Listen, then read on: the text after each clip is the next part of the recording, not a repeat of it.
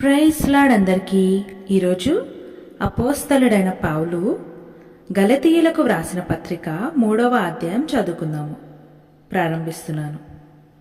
ఓ అవివేకులైన గలతీయులారా, మిమ్మును ఎవడు భ్రమపెట్టెను?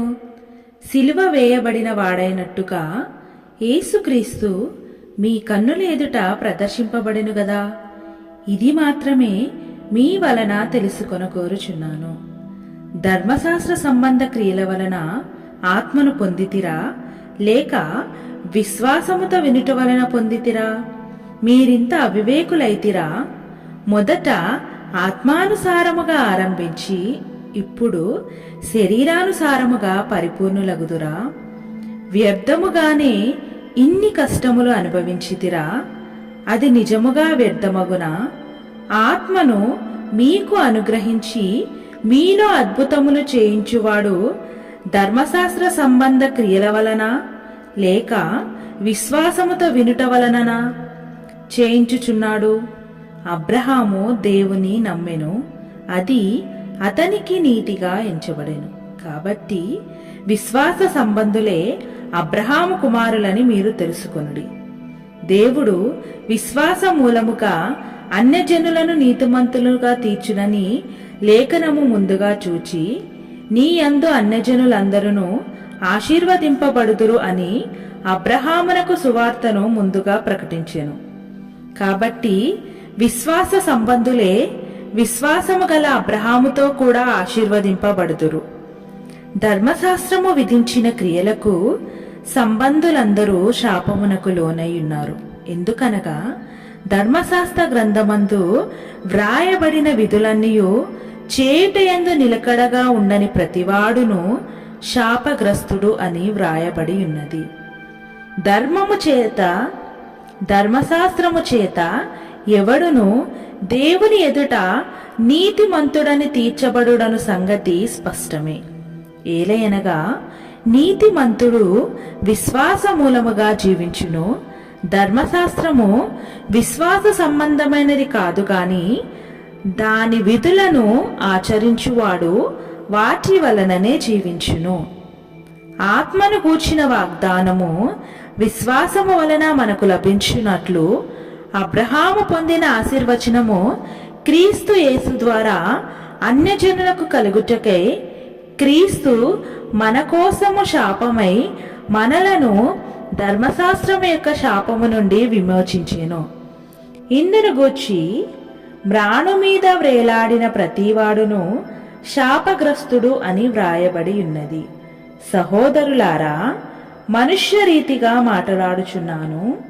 మనుష్యుడు చేసిన ఒడంబడికైనను స్థిరపడిన తరువాత ఎవడునూ దానిని కొట్టివేయడు, దానితో మరేమియూ కలుపడు. అబ్రహామునకును అతని సంతానమునకును వాగ్దానములు చేయబడెను. ఆయన అనేకులను గూర్చి అన్నట్టు సంతానములకును అని చెప్పక ఒకని గూర్చి అన్నట్టే నీ సంతానమునకును అనెను. ఆ సంతానము క్రీస్తు. నేను చెప్పునదేమనగా 430 సంవత్సరములైన తరువాత వచ్చిన ధర్మశాస్త్రము వాగ్దానమును నిరర్ధకము చేయునంతగా పూర్వమందు దేవుని చేత స్థిరపరచబడిన నిబంధనను కొట్టివేయదు. ఆ స్వాస్థ్యము ధర్మశాస్త్రం మూలముగా కలిగిన ఎడల ఇక వాగ్దాన మూలముగా కలిగినది కాదు. అయితే దేవుడు అబ్రహామునకు వాగ్దానము వలననే దానిని అనుగ్రహించెను. అలాగైతే ధర్మశాస్త్రం ఎందుకు? ఎవనికి ఆ వాగ్దానము చేయబడెనో ఆ సంతానము వచ్చు వరకు అది అతిక్రమములను బట్టి దానికి తరువాత ఇయ్యబడెను. అది మధ్యవర్తి చేత దేవదూతల ద్వారా నియమింపబడెను.